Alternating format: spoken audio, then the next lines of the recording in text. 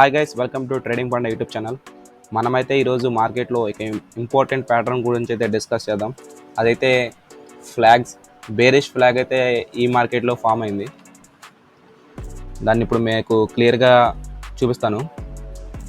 First of all అసలు మార్కెట్లో flags గురించి తెలియని వాళ్ళకి ఒక చిన్న వీడియో అయితే చేద్దాం. అసలు ఫ్లాగ్స్ అంటే ఏంటి అని డ్రా చేసి చూపిస్తాను.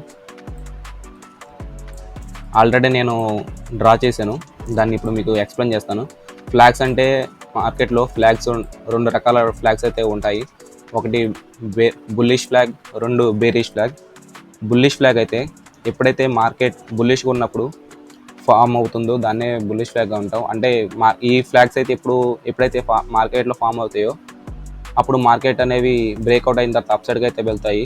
అలాగే బేరిష్ ఫ్లాగ్ అంటే మార్కెట్లో ఎప్పుడైతే ఇలాంటి టైప్స్ ఆఫ్ ప్యాటర్న్స్ పడినప్పుడు బ్రేక్అవుట్ ఇస్తుందో అప్పుడు మార్కెట్ అనేది డౌన్ సైడ్కి అయితే మూవ్ ఆన్ అవుతుంది. ఇప్పుడు బుల్లిష్ ఫ్లాగ్ చూద్దాం. దీన్ని మనం పోల్ అంటాం, అలాగే దీన్ని ఫ్లాగ్ అంటాం. ఈ ఫ్లాగ్ ఎప్పుడైతే బ్రేక్అవుట్ అవుతుందో ఈ బ్రేక్అవుట్లో మనం ఎంట్రీ అయితే తీసుకోవాలి అప్ సైడ్ వెళ్తుందని. అలాగే ఈ ఫ్లాగ్ యొక్క లోలో మనం అయితే స్టాప్ లాస్ని పెట్టుకోవాలి.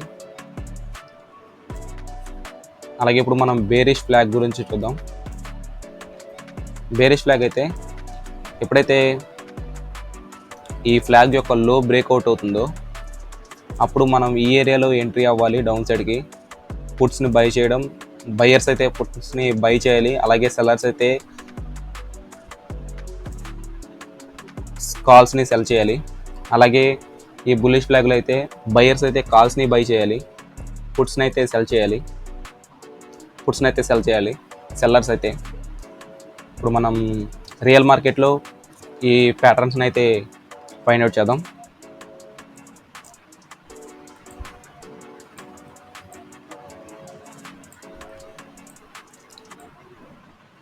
ఇది 5 minutesలో టైం ఫ్రేమ్. దీన్ని మీరు సరిగ్గా గమనించినట్లయితే ఇది పోల్ కింద అయితే మనం కన్సిడర్ చేయాలి. అలాగే దీన్ని ఫ్లాగ్ కింద అయితే కన్సిడర్ చేయాలి.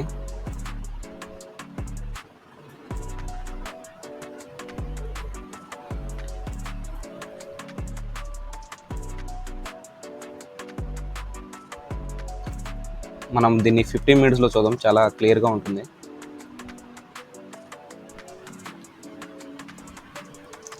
minutesలో అయితే చూద్దాం.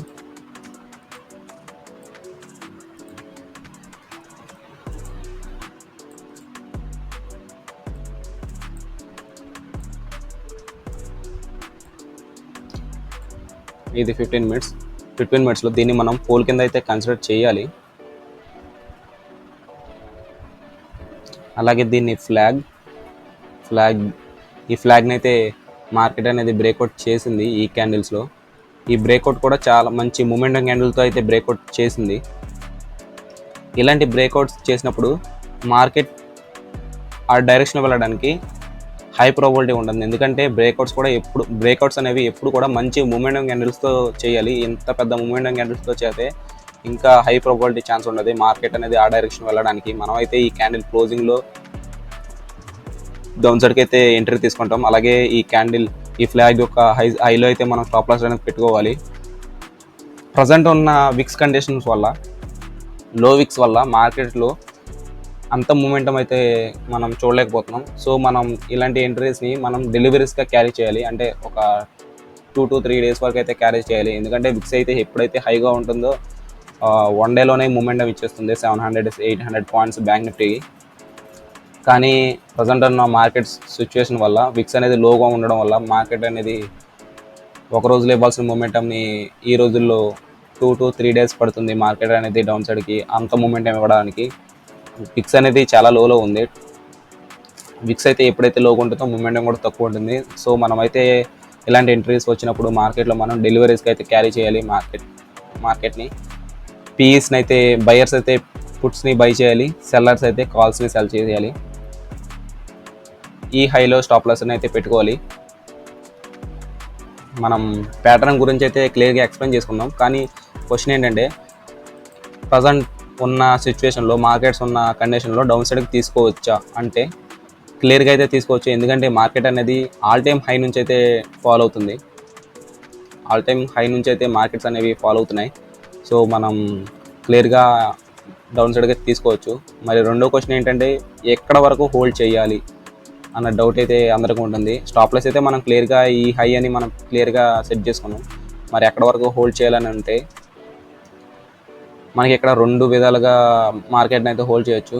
రెండు విధాల వరకు అయితే హోల్డ్ చేయొచ్చు. ఒకటైతే మార్కెట్ అనేది లో నుంచి ఒక ట్రెండ్ లైన్ అయితే ఫామ్ చేసింది. డే క్యాండిల్స్ అయితే నేను టైం ఫ్రేమ్ మార్చాను. ఈ డే క్యాండిల్స్లో మార్చినప్పుడు ఒక ట్రెండ్ లైన్ని మార్కెట్ అయితే డే క్యాండిల్స్లో ఒక ట్రెండ్ లైన్ అయితే ఫామ్ చేస్తుంది. మార్కెట్ ప్రజెంట్ అయితే ఈ ఏరియాలో ఉంది.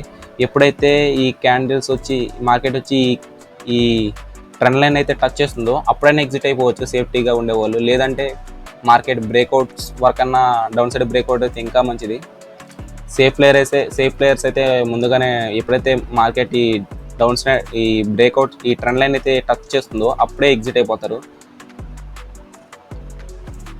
లేదంటే మనకి ఇక్కడ ఒక బిగ్ సపోర్ట్ అయితే ఉంది. ఈ ఏరియాలో వచ్చిన తర్వాత ఎగ్జిట్ అయిపోయినా ప్రాబ్లం ఏం లేదు. ఈ రెండిట్లో ఎప్పుడైనా కానీ ఎగ్జిట్ అవ్వచ్చు. కానీ ఎప్పుడైతే మార్కెట్ కనుక ఈ ట్రెండ్ లైన్ బ్రేక్అవుట్ అయ్యి డౌన్ సైడ్కి క్లోజ్ అవుతుందో మార్కెట్ కనుక ఈ ట్రెండ్ లైన్ బ్రేక్అవుట్ అయ్యి ఎప్పుడైతే డౌన్ సైడ్ క్లోజ్ అవుతుందో మార్కెట్ అనేది అగ్రెసివ్గా డౌన్ సైడ్కి అయితే ఫాలో అవుతుంది. ఈ ఏరియా వరకు ఒక 2000 పాయింట్స్ అయితే డౌన్ఫాల్ అయితే ఉంటుంది మార్కెట్లో. ఎప్పుడైతే ఈ ట్రెండ్ లైన్ కానీ ఈ సపోర్ట్ కానీ బ్రేక్ అవుతుందో, ఎందుకంటే ఇక్కడ మనకి డబుల్ కన్ఫర్మేషన్ ఉంది. ఇక్కడే బిగ్ సపోర్ట్ ఉంది, ఇక్కడే బేరిష్ ట్రెండ్ లైన్ అయితే కూడా ఉంది. ఇలా మనం మూడు విధాలుగా ఫస్ట్ అయితే ప్లాన్ చేసుకోవాలి మార్కెట్ని. ఫస్ట్ అయితే మనం ప్యాటర్న్స్ని అయితే ఐడెంటిఫై చేయాలి. మార్కెట్లో ఐడెంటిఫై చేసిన తరువాత ఎక్కడ ఎంట్రీ అవ్వాలి, ఎక్కడ ఎగ్జిట్ అవ్వాలి అనేది క్లియర్గా మనం అయితే మన మైండ్లో ముందుగానే ప్రిపేర్ అవ్వాలి. ఫస్ట్ అయితే మనం స్టాప్ లాస్ ఎంట్రీ కరెక్ట్గా తీసుకున్నాం, స్టాప్ లాస్ కూడా ఫిక్స్ చేసాం. అలాగే టార్గెట్ కూడా అంటే డౌన్ సైడ్ మన డైరెక్షన్లో వచ్చినప్పుడు ఎక్కడ ఎగ్జిట్ అవ్వాలన్నది కూడా చాలా ఇంపార్టెంట్. టార్గెట్ కూడా మనం ఫిక్స్ అయిపోయి ఉండాలి మార్కెట్లో. అప్పుడే ఎటువంటి కన్ఫ్యూజన్ అయితే ఉండదు. సో ఇలా మార్కెట్లో మనం ప్రిపేర్ అయ్యి వెళ్తే మ్యాక్సిమం మనం ఎటువంటి టెన్షన్ లేకుండా మన ట్రేడింగ్ అయితే హ్యాపీగా కంటిన్యూ అవుతుంది. Thank you.